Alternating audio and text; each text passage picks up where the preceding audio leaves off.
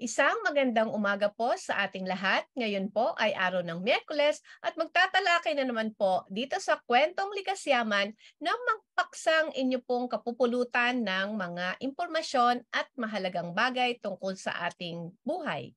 So ako po si Doc JD at ang ating pong panauhin ay ipapakilala ng aking katuwang na si Doc Letty. Doc Letty.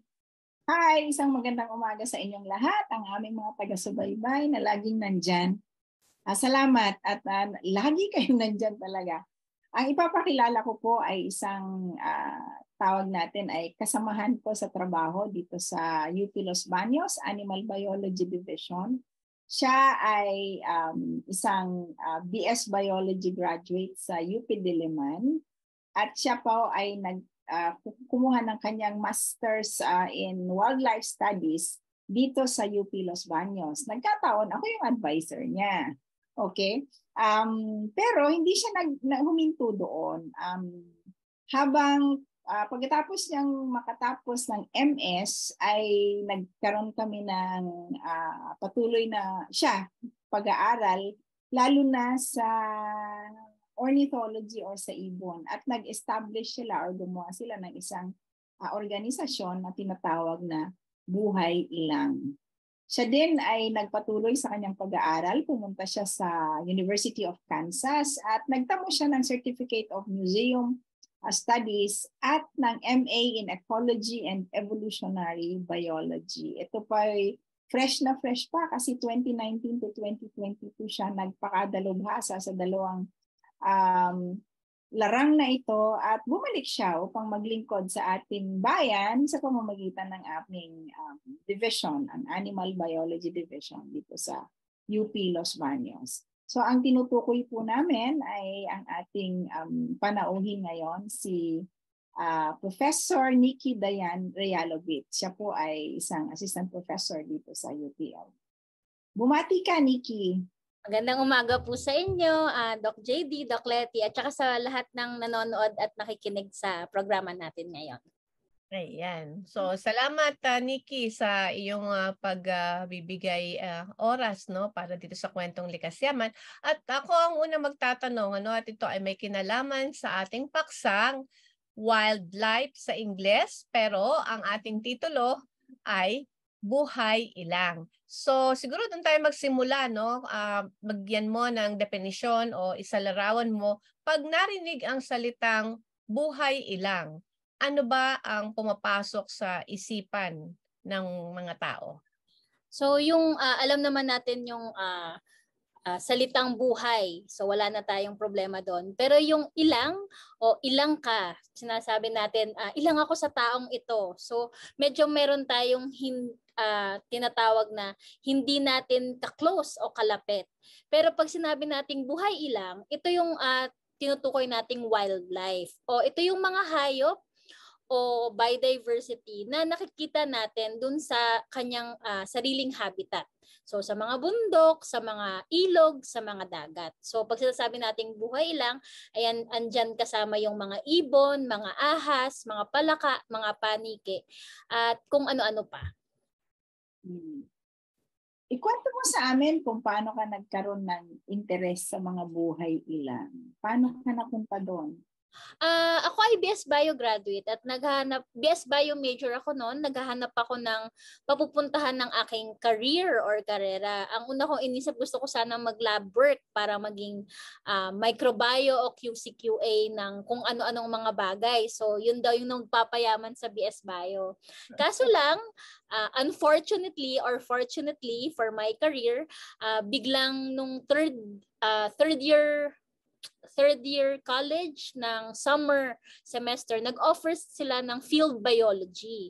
Bali, binubuhay nila yung field biology dun sa UP Diliman. Tapos kami yung isa sa batch na pabalik na. At doon ko na-experience na nasa bundok kami, walang kuryente, walang signal, walang ka-text, walang 12 days kaming nasa bundok.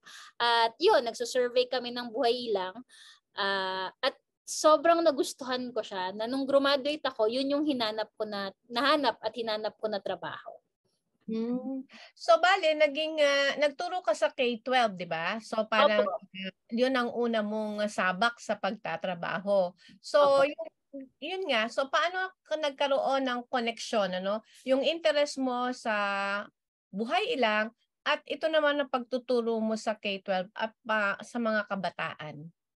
Mahilig po nung pagkalabas ko ng field biology, nung time na yon konti pa yung trabaho, medyo matanda na ako. Hindi na totoo, madami ng trabaho ngayon sa buhay ilang.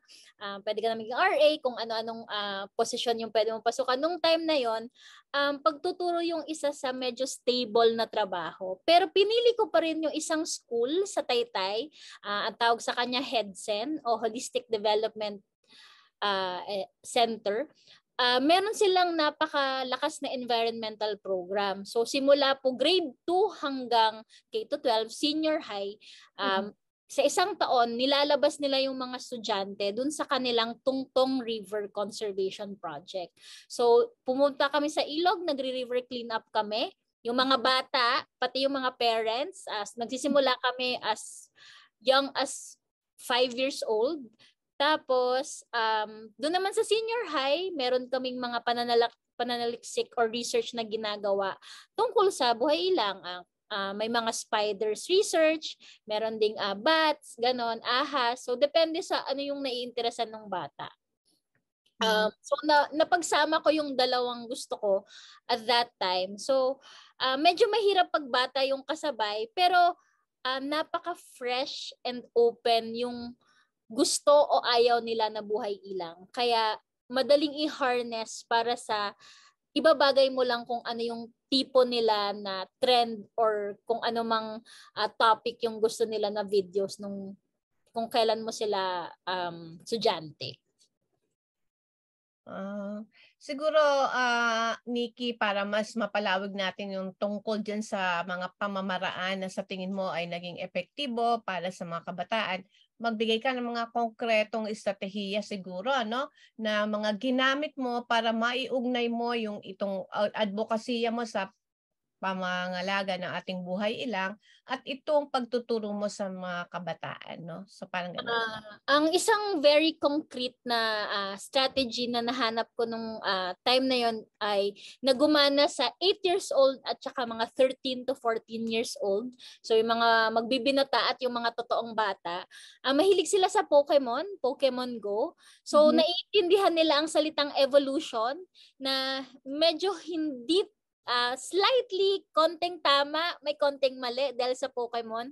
Pero doon kami nagsimula ng usapan. Sasabihin ko, oh, alam mo ba to, si Squirtle? Sasabihin nila, yes, we want, medyo Englishera yung mga students ko. So, yes, we want Squirtle to evolve. And sabi ko, alam nyo ba si Squirtle? Isa siyang turtle, pero may malalaki din tayong turtle. Tapos, yung school naman, since mahilig nang mag-field trip yung school, yung 13 to 14 years old, kahit mga bata, dinala namin sa Morong. Sa Bataan, nandun yung Pawikan Conservation Center. So, ganun yung klaseng strategy na kung ano yung maisip nila na gusto nila, hahanapan ng conservation measure na meron na existing sa Luzon or minsan nabigyan kami ng chance na lumabas ng Luzon. So, very supportive naman yung school. So, basta maayos na ilalatag mo lang yung mga papeles at makakausap mo yung parents na willing sila magbayad para sa field trip kahit mahal, go ka agad. So, pumunta kami sa Bataan, dinala ko rin sila sa National Museum of Natural History, mga batang tumatakbo-takbo sa museum. May mga bata din ako na nadala sa Palawan kasi gusto nilang pumunta sa Palawan at mag-survey. Syempre, meron din dito sa Makiling. Umakyat din kami sa Makiling nung isang beses. Okay. So ano ang naging parang doon, yun yung strategizing mo, yung field trips. Ganon, Pero bukod doon, may iba ka pang ibang ginawa. Tapos, ano yung nakita mong direksyong impact sa mga bata? So, ako po ay nagsimula po ako bago ako maging high school teacher. Logical magrason, logical magtrabaho. So, kung ano yung trabaho, gagawin mo, step 1, step 2, step 3, parang scientific method na ginagawa natin. Nung nagtuturo po ako ng bata tsaka ng high school, kausap ko po yung center director namin, yung owner ng school, si Emma Gutierrez. Laki po siya ng assumption tsaka yung pag-aalaga talaga ng mga bata na hindi lang sa pagtuturo pero sa development nila. So sabi ko, ang hirap po kausap ng mga bata kasi ang dami nilang feelings, ang dami nilang gusto, ang dami nilang nag-uumapaw yung kanilang passion o kung hindi passion, emosyon.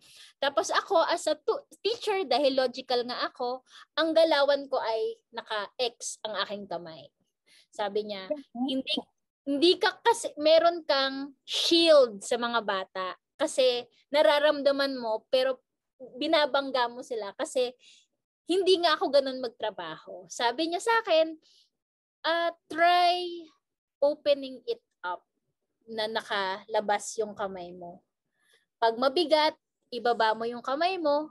Pag hindi mo na kaya, humingi ka ng tulong.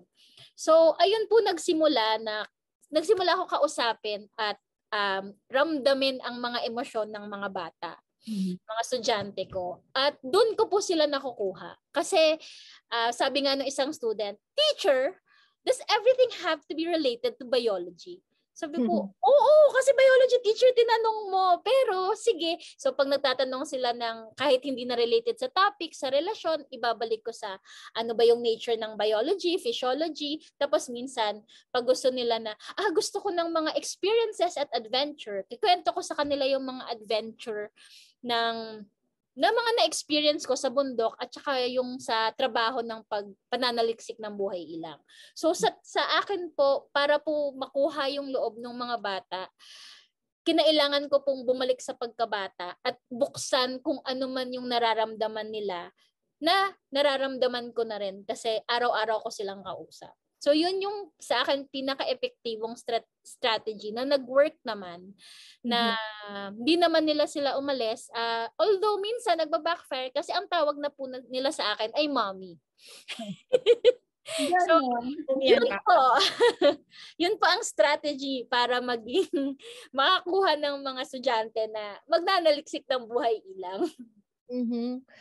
Kumusta naman yung iyong mga naging katuwang siyempre sa iyong advokasya ngayon, sa iyong mga strategic yung mga ginawa mo, meron kang mga naging katuwang, no, marahil sa iyong papalaganap ng iyong gustong mangyari, no?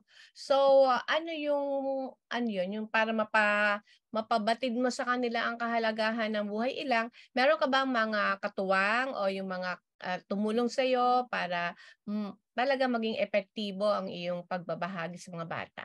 So, yung mga bata po kasi nung tumatanda sila, tapos pumapasok sila ng kolehiyo, sa Biodiversity Conservation Society of the Philippines, yung mga teachers, sila po na yung sumasalo dun sa mga nasimulan ko na. So, para sa akin naman, dahil nasimulan ko na, tinutuloy na lang nila. Hindi na nila kailangan magsimula from scratch. So, may estudyante ako na advice ko siya noon nung high school, tas nag-UST siya ng BS Bio, tapos nung pandemic nanalo siya ng Best Oral Undergraduate Presentation dun sa Annual Philippine Biodiversity Symposium. Yun po yung mga katuwang na nag-handle nung mga tumanda kong estudyante. Yung mga katuwang naman po na hanggang ngayon, yun pa rin yung ginagawa. Nandun pa rin naman yung school at dumadami na rin po yung environmental schools na nagtatanong rin sa akin paano gawin yung K-12 na dahil po kasi dun sa immersion at career advocacy ng K-12 during senior high, kailangan na talaga ng mga estudyante na mag-OJT. So yung mga pinag-OJT-han nila, nakakatulong ako dun sa ibang mga teachers. Sasabihin ko, pwede kayo sa Ninoy Aquino Parks and Wildlife, pwede kayo sa Masungi Geo-Reserve, pwede kayo kung kaya na malayo, pwede sila sa Mindoro Biodiversity Conservation Foundation. Kanya-kanya lang yung pinupuntahan ng mga estudyante. hanggang ngayon pa rin naman, nag-field trip pa rin at pumupunta sa Pawikan Conservation Center, yung school na pinuntahan ko. Sila naman yung nauna doon at tinuloy at hanggang ngayon tumutuloy pa rin. Very interesting. Paano, well, naging teacher ka, so nag-handle ka ng grade 2, nag-handle ka ng senior high. Paano sumingit dyan yung buhay ilang na activity mo? NGO ba yan? Registered NGO ba yan? Paano mo napagsabay? Para may integration yan, di ba? Ganyan. Ayan. So, kasi nga po, nung ako ay nagtuturo, naghahanap ako ng katuwang na magkakaroon ng Memorandum of Agreement. Yung mga usually nagme-Memorandum of Agreement na tumatanggap ng estudyante ko, mga NGO sila. So, nung tumigil po ako ng pagtuturo nung high school, kasi gusto ko nga mag-aral, naisip ko rin na kahit naman nag-aaral ako, pwede pa rin nating gawin na kami naman o ako naman yung magiging katuwang ng mga teachers. So, kaya lumabas yung Buhay Ilang. Ito siya. Yan. Okay. Buhay Ilang Research, Education, and Conservation. So, 2019 po siya. It's a SEC-registered NGO. Updated po kami sa lahat ng mga pinapasang papeles. Meron din kaming corporate account. Ang Buhay Ilang, una po ang research. We want to mentor students that do not have access to biodiversity researchers. So, pag nakakamit po ako ng estudyante na gusto nilang mag-aral ng biodiversity sa Tawi-Tawi, sa Isabela, mag-chat lang sila or mag-email, tapos sasabihin ko, ito yung pwede nating gawin. And hopefully, makakapag-thesis sila or makakagawa sila ng sarili nilang activity, kunwari conservation education about the Isabela Oriole, na kaya nilang gawin sa kanilang site. Yung education at conservation din namin, depende po sa mga nagre-request. So yung pwede pong magpakita ng slides. Yeah, please. Oo. Yan. Okay. So bale po nung 2019 medyo sobrang excited po kami maghanap ng madaming projects. Nang nangyari nung 2020 dahil nga sa pandemic, yung mga conservation education, kunwari Isabela Oriole concert, naging na lang po siya, naging online. So nagpa-concert po kami, umabot po kami ng 30,000 views and 1,000 comments dun sa mga concert namin. Congrats. Ayan. So ito po yung Buhay Ilang website, buhay-ilang.com. Bali po, ito pong nasa photo ngayon ito po yung ni-request ng Masungi Georeserve na birdwatching tour or birdwatching activity na pwede nilang i-offer sa guests. So mga 7 a.m. magkakape, tapos lalabas ng birding, tapos saka kami magsusulat ng bird species, mga ibon na nakikita namin dun sa Masungi Georeserve. Tapos kakain kami ng napakalaking breakfast dahil sa maaga naming gising. Ayan. So, meron kaming species conservation projects, yung nature appreciation and awareness, tapos yung sa dulo po, ito yung favorite ko, training and consultancy. So, ang species conservation projects namin, kagaya ng Isabela Oriole, ito siya. Hanggang simula 2010, nagre-research na kami about Isabela Oriole. So, we were able to look for the Isabela Oriole around Isabela and Cagayan. Tapos may students din kaming na mentor on development communication nung paano gawin yung conservation education ng Isabela Oriole. Ito namang nature appreciation and awareness, madami dito puro birding, sometimes herping, kung ano yung gusto ng mga groups na tinatanong kami. And then lastly, yung training and consultancy, nag-ask yung isang NGO sa Palawan na i-train yung mga local rangers nila. So, kasama yung Batak Indigenous Tribe, tsaka yung mga local kagawads, forest wardens nila, ng Biodiversity Monitoring Survey, BMS, Biodiversity Monitoring System. So, naturuan ko sila paano mag-survey ng palaka, ahas, ibon, panike. At paano nila ipapasa yung data sa PCS. So mga estimate, mga nakailang nakailang mga taong na-expose ka na sa training sa iyong buhay ilang activity? Kung mga buhay ilang activities, siguro around 300 plus lang siguro. Kasi 2019 kami officially nag-start. Pero kung ika-count ko yung since ako ay lumabas maging conservation education, umabot na siguro ako ng mga 3,000 to 4,000 people na mahilig po kasi akong makisaling ket-ket sa mga festivals at mag-train ng teachers, mag-train ng kung sino lang magpapatrain na magte-train din ako basta anong gusto nilang topic ng buhay lang. Actually, Nikki, magha-handle ako ngayong semester ng Bio 107, which is Biodiversity and Sustainable Development. So, na-curious lang ako doon sa biomonitoring system na binanggit mo. So, yun ba, mahirap ba yung, kasi gusto kong ipasok sa aking isa sa mga topic ko kasi nag-i-improve ako ng aking syllabus ngayong, siyempre, every time naman magturo ka, kailangan may mga bago. So, yun. So, siguro, I'll be asking you kung may materials ka na I can, use for my class this semester. Start na class namin sa August 22, Doc Letty. Binanggit ko na, sa UP Manila. Sa inyo ba, sa UP Los Baños, kailan kayo magsimula ng klase? 29 po. 29. Okay. Dito kasi sa Diliman is September 4 pa sila, no? So, nahuli po sila. Oo. Pero kami kasi laging nauuna ng konti yata sa Diliman, no, compared sa Diliman.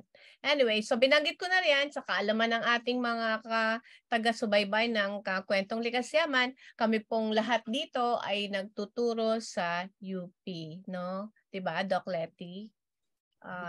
Sila ay sa Institute of Biological Sciences, ako naman ay sa UP Manila Department of Biology. So yan. So ang tanong ko ngayon sa iyo ay ano pa yung mga naiisip mong mga innovative strategies bukod pa doon sa nabanggit mo kanina sa iyong mga patuloy na pagtuturo at pagbabahagi ng kaalaman tungkol sa buhay ilang. Ano sa palagay mo pa yung mga maaari mong mai-develop pa na mga strategies para mas talagang maging mapahusay o mas maging epektibo pa ang ating advokasya, na masuportahan ng ating buhay ilang?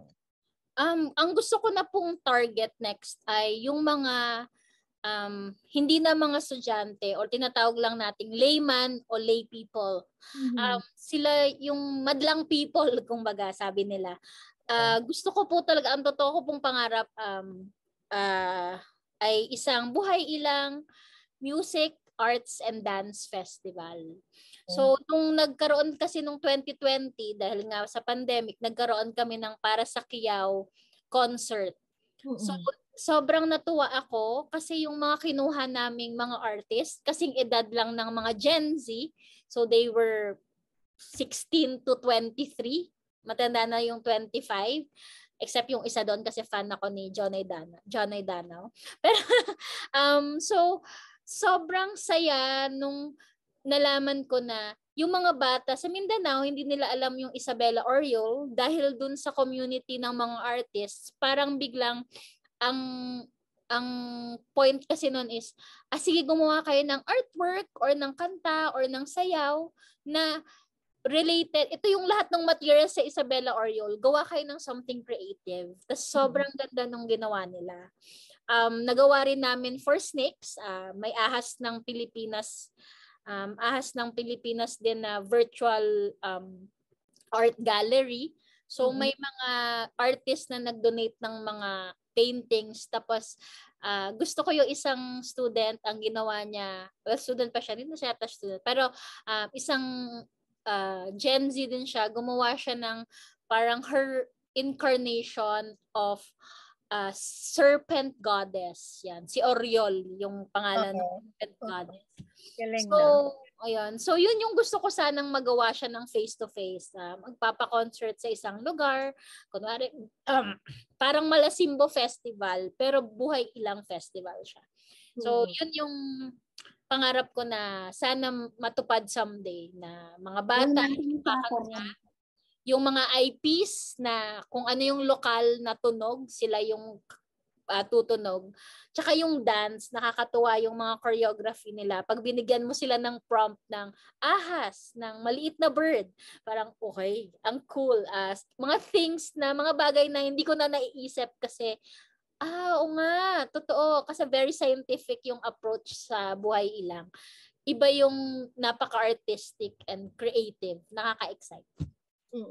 So that's very good, ano, kasi kailangan talaga natin din bukod sa ganun yung advocacy natin sa buhay lang, kailangan kasi nating mabalik din yung mga kultura noon. Ibig ko sabihin, nawawala na rin kasi, no, katulad ng sinabi mo, mga dances, mga, although sabihin nating may modern siguro diyan makakaisip, pero tingin ko mas maano yung creativity talaga ng mga tao at mas maiko-connect nila talaga sa buhay ilang, no? Kung gaano kahalaga ang buhay ilang sa ating buhay, no? Kaya yun nga, sana mas marami pang mga proyekto na talagang tututok ano sa buhay ilang.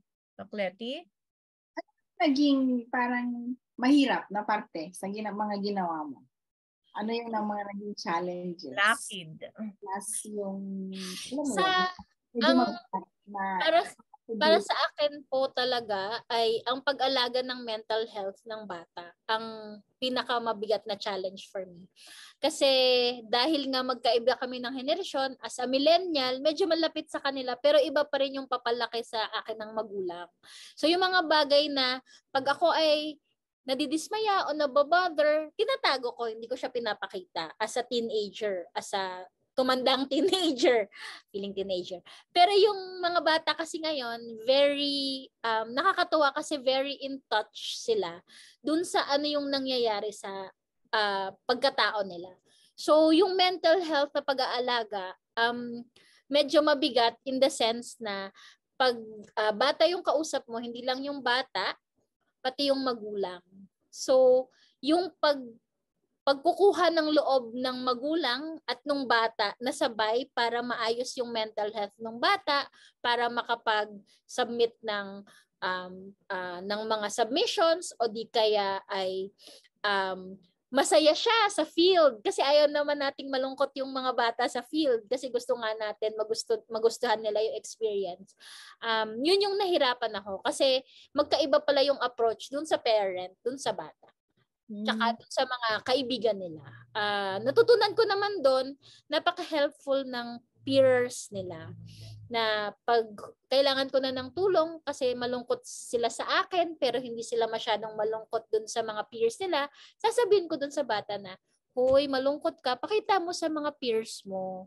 Kasi they care also. Nakakalimutan nila na hindi sila mag-isa. And minsan yun itself nakakasolusyon na sa mabilis nang masolusyonan kasi ay oo nga pwede nga pala akong magpaturo na gumawa ng graph, mag-isip ng konting lyrics or ng kanta, hindi ko kailangan gawin lahat by myself. So yung collaborative effort ng bata ngayon, ang galing-galing. Basta maalala lang nila na hindi sila nagko-compete, they can collaborate. At may curious lang ako, Nikki, dahil batang-bata ka pa na sabihin natin kumpara sa edad namin ni Ma'am Letty, ano. So, mayroon ka bang parang tinatawag nating personalidad o sabihin na nating expert sa wildlife na naging parang more or less modelo mo para magpatuloy mo ang iyong advokasya sa wildlife. Kasi hindi naman tayo talaga napakaraming wildlife expert sa bansa, ano? But meron ka bang sa iyong karanasan na single out mo na you look up to as a wildlife expert? Ma'am Letty is a wildlife expert. I look up to her being a very good in snakes, no? And she has the title of O, di ba tawag sa'yo? Lady, snake lady, sorry, snake lady, no? So meron ka bang ganong figure na maalala sa iyong karanasan simula nung ikaw ay napunta dito sa larang na ito ng buhay ilang?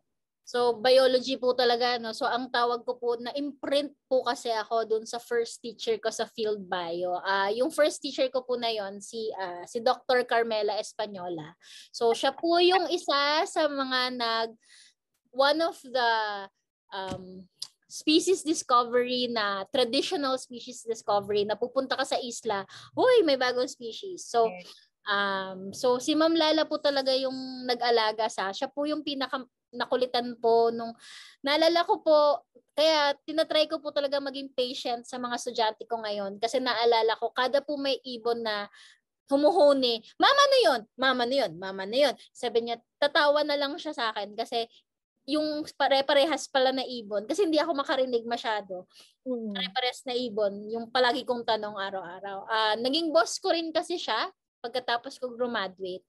At hanggang sa dulo, hanggang ngayon, pag kailangan ko ng tulong sa buhay ilang, sa projects, at sa kung ano-anong bagay, siya talaga yung isa sa mga hindi nawala sa buhay ko as a wildlife biologist. Simula pa nung nasimulan ko yung career na to. Madaming experts na madaming accolades. Para sa akin, ang galing-galing nila at very, wow, they're so, yung scientific prowess ang galing talaga. Pero yung sa akin, ang naiiba kay Ma'am Lala is yung kanyang pagka-Ilongga siguro. Yung paano siya magsalita na mahinahon, na parang, niyayakap mo ako kahit pinapagalitan mo na ako. So, yun yung, ay, nagagalit na si Ma'am, pero malambing pa rin. So, okay lang.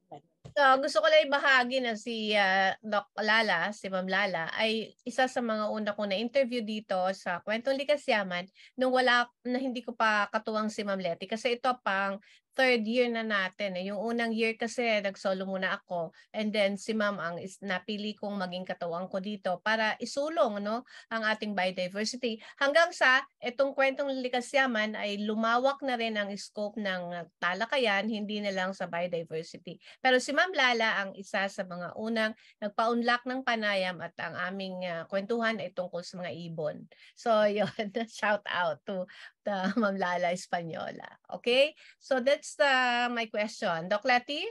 Practical wise, okay, as a career, sa finances, binuhay ka ba ng sapat, ng maayos, ng iyong career on buhay ilang?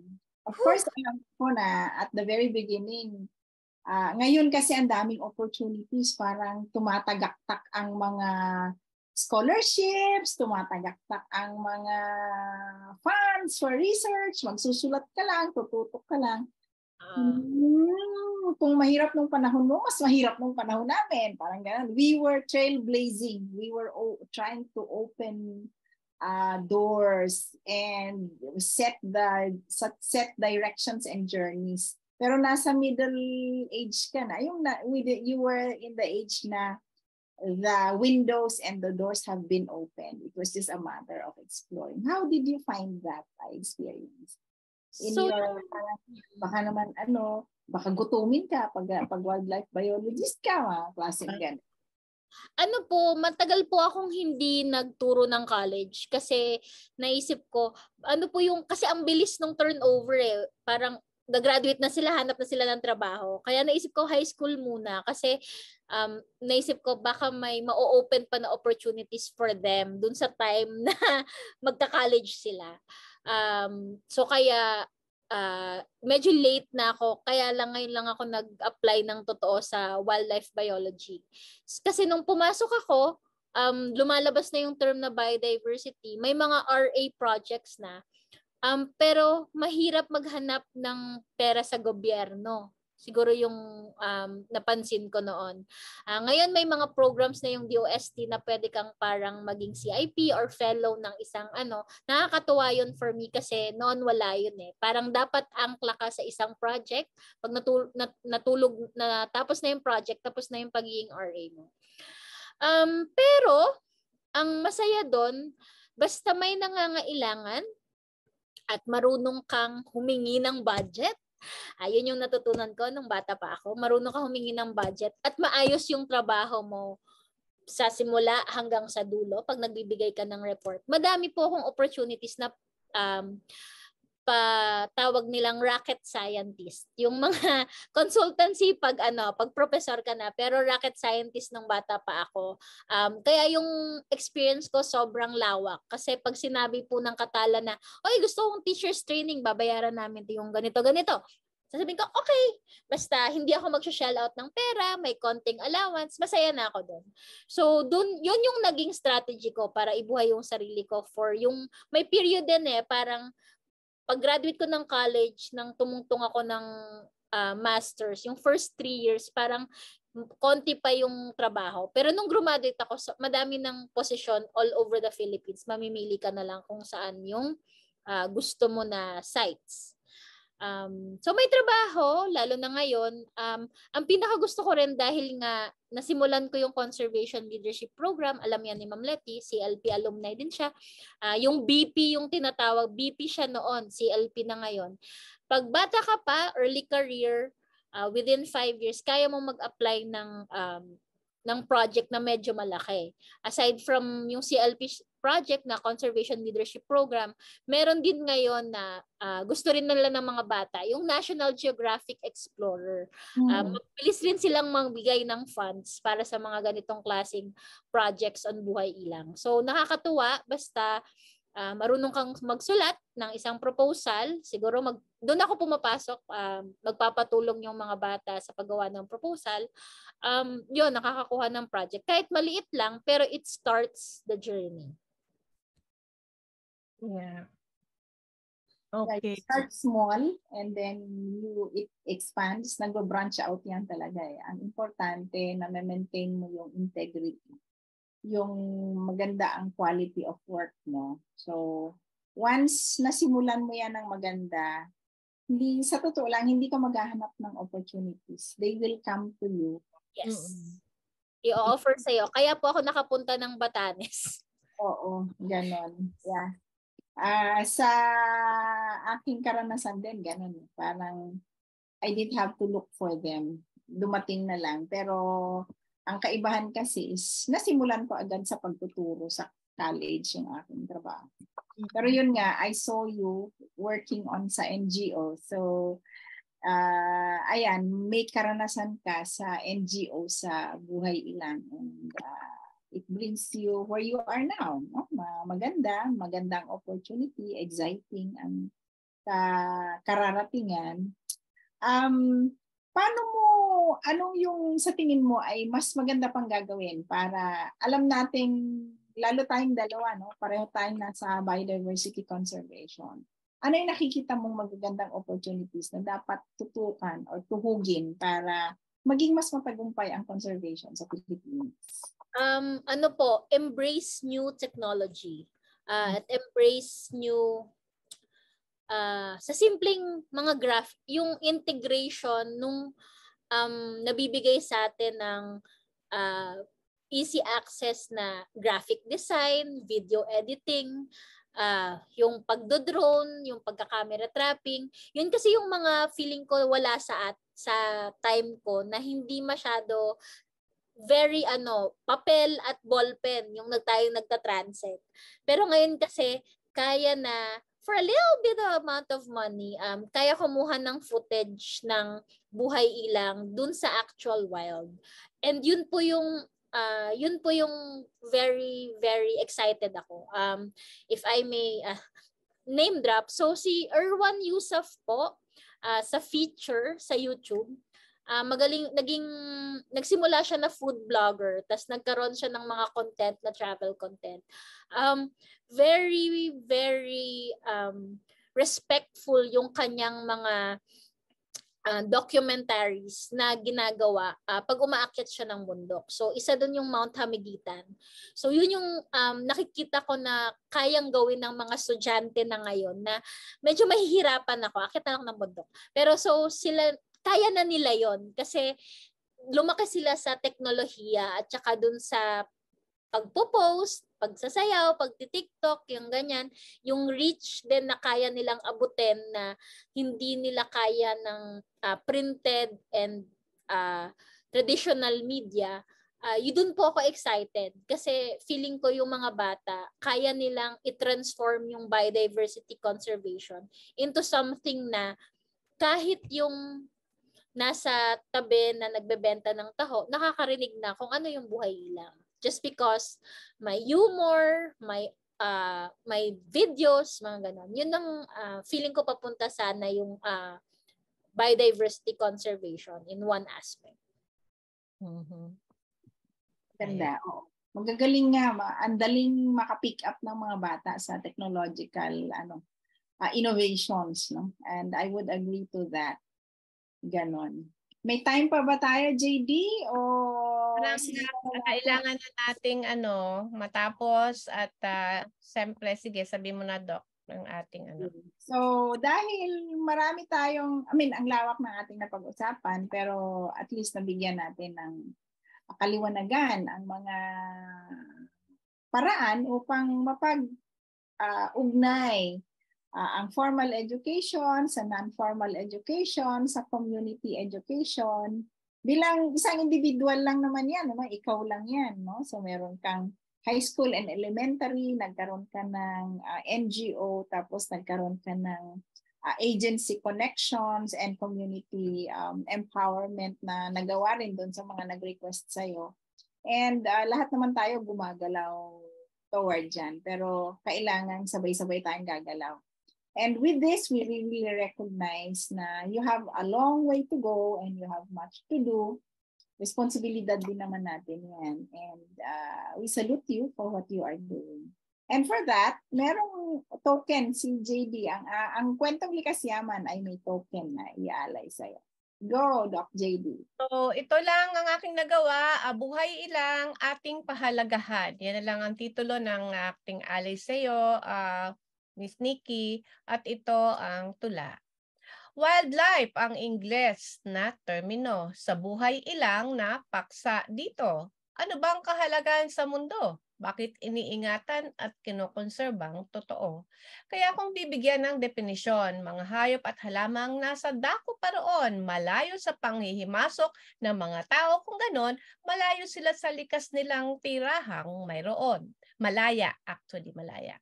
Halimbawa ay mga hayop sa mga kabundukan tulad ng ating agila na isang ibong hahangaan. Banggitin na rin ang mga halaman at punong nasa kagubatan na napakahalagang salik laban sa pagguho ng kalupaan. Kaya naman nais nating pasalamatan ang panauhin na nagbahagi ng mga impormasyong dapat nating intindihin. Walang iba kundi si Miss Nikki Dayan Realubit na wildlife expert kung tawagin. BS Bio, MS Wildlife Studies ay inaral niyang magaling sa UP Los Baños, UP Diliman at sa Kansas University pa for other courses. Bilang guro sa K-12 ay maraming naging karanasan. Mga kabataan natin ay sadyang naturuan kung paano pahahalagahan ang buhay ilang sa sama-sama nating kooperasyon at pagtutulungan. Sa kasalukuyan ay natanggap magturo sa kolehiyo, kaya malaki ang papel sa pagsusulong na ingatang totoo. Hangad naming marami pang susunod sa yapak mo upang ang kalidad na estado ng buhay ilang sa bansa ay tunay na masigurado. Salamat po, happiness. So yan po ang alay na tula kay Miss Nikki. Ang ganda! Salamat po.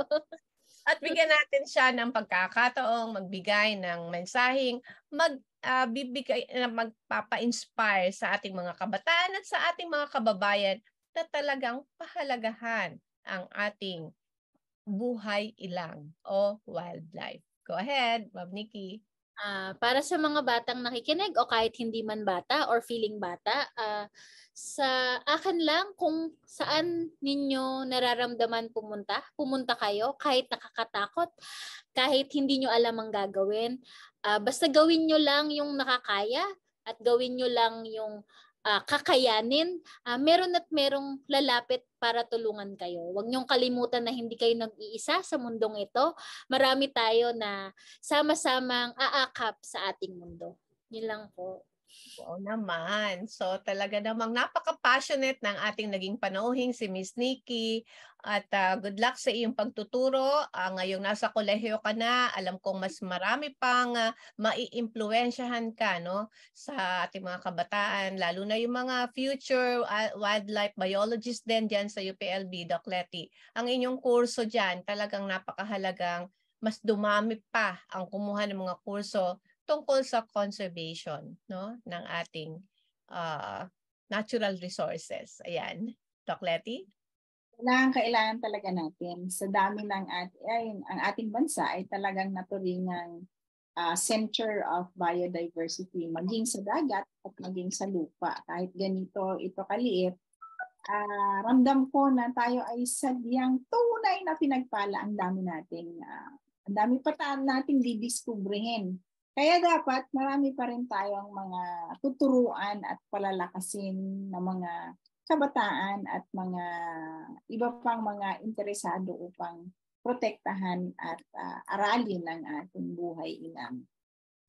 Confident ako na kahit magre-retire na ako, nandyan si Nick Day, no, na magpapatuloy. Marami naman sa department namin, pero pangarap ko talaga na lumaki ang Animal Biology Division, Wildlife section upang lalo natin mapalakas ang ating conservation dito sa ating bansa. So, thank you, Nick Day. Napakaganda ng ating pagtatalakayan ngayong araw and excited kami na maraming makikinig sa'yo kasi ipopromote natin. So, ayun. Maraming salamat po sa opportunity. Sobrang maraming salamat po. Sige, at nawa ay patuloy ka maging malusog no para tayo ay patuloy na maging produktibo no kasi ang isang napakahalaga sa ating buhay ay ang ating kalusugan. Kaya yun ay isa sa advokasya din ng kwentong Likas Yaman. So sa susunod na naman pong linggo ay magtatalakay ng mga iba pa pong paksa at lagi niyo po kaming suportahan.